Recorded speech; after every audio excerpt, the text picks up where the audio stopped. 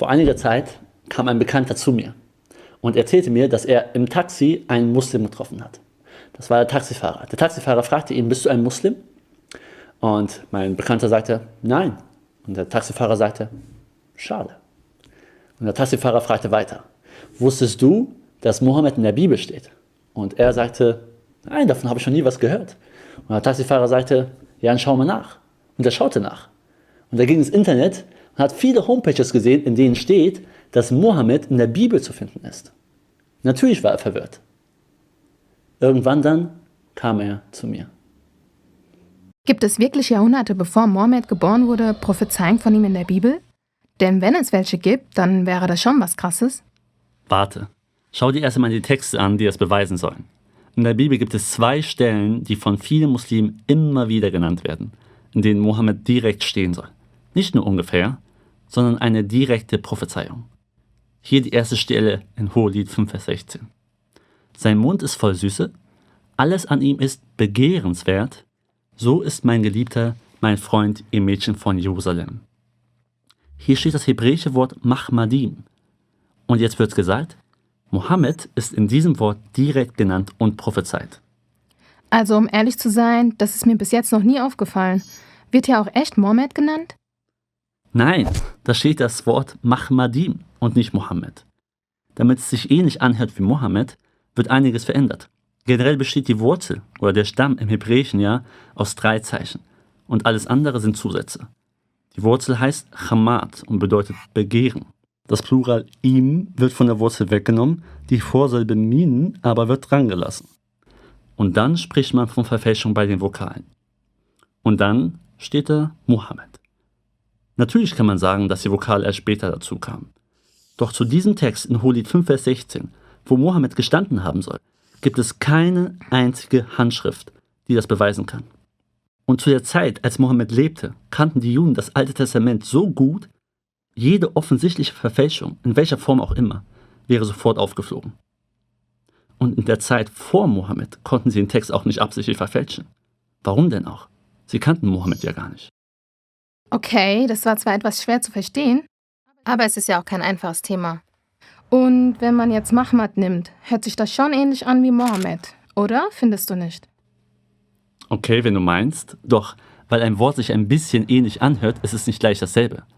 Die Übersetzung für Mahmad ist klar. Das ist an sich kein Name, sondern das heißt im Hebräischen sowas wie Begehrenswertes. Und im Text wird es übersetzt mit dem, was einem lieb und teuer ist. Und jetzt sag du mir bei jedem Vers einmal selber, ob der Name Mohammed da reinpasst. 1. Könige 20, Vers 6. Doch morgen um diese Zeit werde ich meine Leute schicken, die werden deinen Palast und die Häuser deiner Diener durchsuchen und alles, was dir lieb und teuer ist, mitnehmen. Alles, was dir Mohammed ist, mitnehmen. Wie passt das denn als Prophetie? Jesaja 64, Vers 10. Der heilige, prächtige Tempel, in dem dich unsere Vorfahren priesen, ist niedergebrannt. Alles, was uns lieb und teuer war, ist vernichtet. Alles, was uns Mohammed war, ist vernichtet? Kennst du eine Prophetie dazu? Wieso wird über diese Verse von muslimischer Seite so wenig geredet? Das gleiche in Klagelieder 1, Vers 10 und so weiter. Du siehst, die Bedeutung von diesem Wort ist klar. Und auch in Hohelied 5, Vers 16 passt Mohammed schlecht in den Kontext der Geschichte.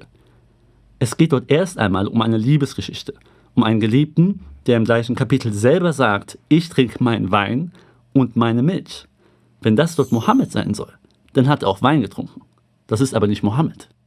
Aber wieso hört sich es trotzdem so ähnlich an? Natürlich kann es sein, dass sich aus diesem Wort Mahmad ein Name entwickelt hat. Das passiert manchmal, wenn sich Sprachen ähneln. Aber guck mal, was das bedeutet, wenn man dieses Prinzip weiter benutzt. Zum Beispiel das hebräische Wort Dodi.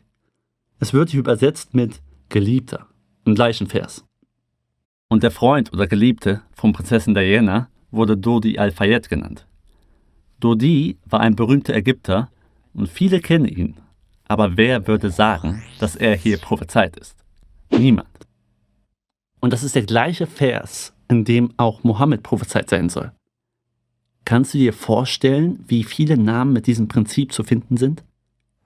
Ich selbst spreche kein Arabisch, aber man sieht schnell, dass Arabisch und Hebräisch sich ähnlich sind.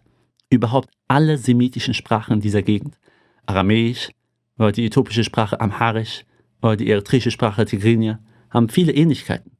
Man findet Wörter und Namen, die voneinander abhängig sind und sich entwickelt haben.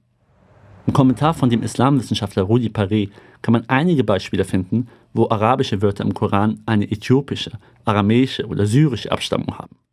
Man muss also immer sehen, ob das Wort im Kontext ein Name sein soll oder ob die Sprache einfach ähnlich ist. Okay, kann sein, dass Mohammed hier nicht prophezeit wird. Aber hast du nicht vorhin von 2 Prophetien geredet? Wo steht denn die zweite?